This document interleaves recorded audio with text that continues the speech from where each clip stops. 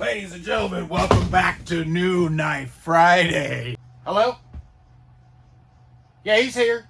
It's the 90s. They want their look back. We have the last mystery box. We had like 4 machetes come in, I think. Like junk mail for the past few weeks. And this is the last one. I have no idea what's in the box, but if you clicked on the video, you probably already know what's in the box. It's heavy. Oh yeah, is there like some like heavy metal in that box? Kind of heavy.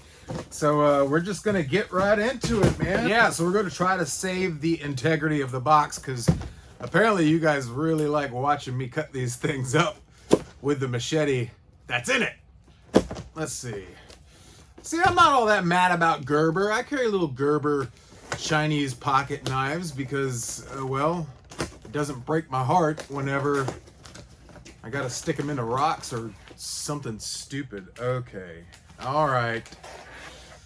Oh, that's why it's so heavy, because we have an 8-inch sharpening stone that came with this thing. I paid, let's see, right at $17, $16.99 for this knife. There wasn't a whole lot of information on it. It said the material was an alloy steel and a plastic handle. We got a little twist tie there, and just gonna peel that on out. It's got a canvas sheath, which is a little added bonus for $17, right?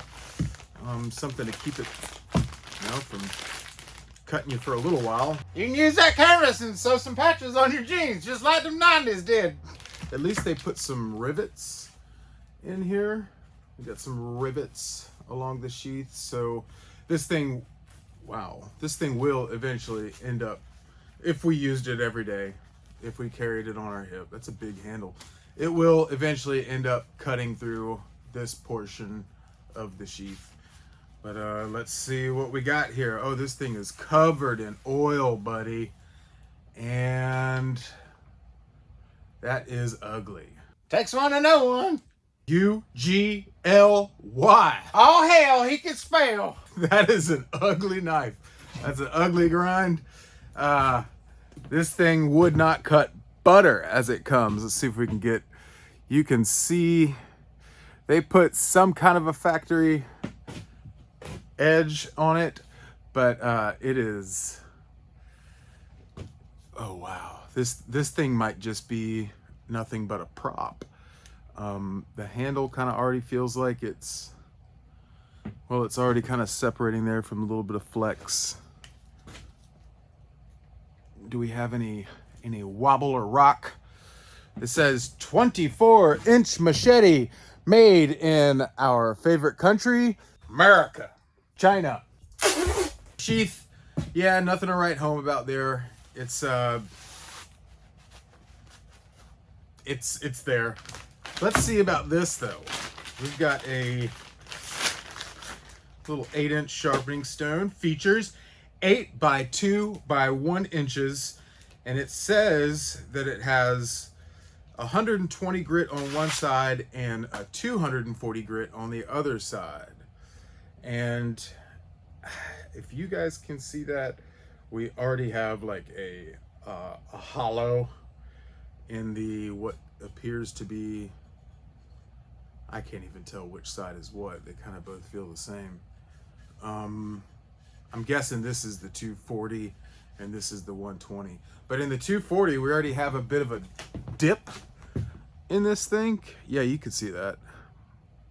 Dip, potato chip. Dip, potato chip. I don't know. It feels like cinder block. But that's cool that you get a little stone.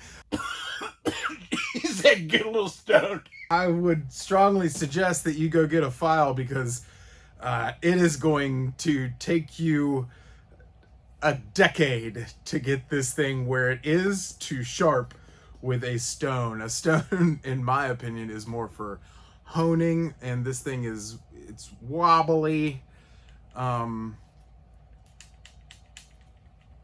it's kind of slapping around on that handle, but it's cheap, right? It's cheap. And that's what we're doing on this channel right now because we don't have a lot of money. And we're out on a quest to find blades at a good price point that will be a good knife. It can be done. If you say so, Jack. All right, so we're going to bring you in nice and close. We're not going to take too long on this thing because, well, there's really not much to talk about. It's a cheap machete. But right off the bat, I can already tell that this handle is fastened with some Phillips head screws. And let's see if we can get those a little tighten. And you know, we don't want to go too tight on this because we'll end up cracking the plastic, I'm sure. You see how I'm grabbing this blade? I'm like white knuckling it and it's not cutting me. That's how incredibly dull this thing comes. We've got a little bit of an edge right there and I almost got some, but yeah, right in there it's got just maybe an inch worth of an edge. Okay. And once again, we're like kind of sharpened all the way back to the handle, which we really don't need. And what is that, cosmoline? Okay, so the handle feels tighter now that we've tightened it up. Okay, yeah, 24 inches, pretty close to 24 inches, 23 3/4, and we have a 5-inch handle. If we burn an inch, we got about 4 3/4 of contour that you can fit your big fat mitt into. So 5 inches overall. And well, these are the kind of handles that I tend to like. It's rather thick. It's got some girth to it, and it's also got this like kind of what they did on the Gerber Gator and some of the Gerber like garden tools and chopping tools. They've got that like gator skin texture going on here, but it is nothing like the Gerber Gator. It's just plastic. Yeah, can we see the wobble in this knife? Oh yeah, oh yeah, that's crookeder than a Kentucky smile, boy. No offense to anybody in Kentucky. All right, everybody, so since this knife came duller than a ding dong, we're gonna spend a little bit of time sharpening this thing up. If you guys want to know how to get your machete razor sharp, I'll leave a link down in the description, and I got a video on that where I spent a lot of time actually going into detail about what's going on right here. It's a pretty quick setup for me because I know what I'm doing. So yeah, if you want to check out that video, go check it out in the description. So as I'm sitting here filing the bevel that I prefer into this machete, it feels pretty good underneath the file. Like it feels like the steel is giving me the same amount of resistance that a quality blade would. The handle, not so much, but I have been wrong before, and I don't mind eating a crow sandwich. People gave some reviews on this knife saying, it's just a stamped out piece of sheet metal. Well, let me tell you something. For 17 bucks, for 16 bucks, hell, for 20 bucks, for 30 bucks, you're not going to get a hand forged piece of laminated steel machete. Yeah, you're getting a piece of sheet metal that has hopefully been heat treated and tempered correctly. That's what you're buying. Just for funsies, let's see if the 8-inch sharpening stone is worth anything. I've got a bucket of water here. I've been letting it soak for a few minutes. The darker side of this stone, now that it's wet, I can feel is the 120, and the lighter side is the 240. So we're gonna try to get these file scratches out with the 120. And we're also gonna try not to slice our hand wide open. I've spent about maybe 15 minutes with the file, and I've spent maybe 10 minutes with the stone that came with it. And you're going to want to keep that stone wet because it does start to junk up, kind of clog up with material after a minute. We got a piece of paper here. We got something, right? Will it cut? Will it cut?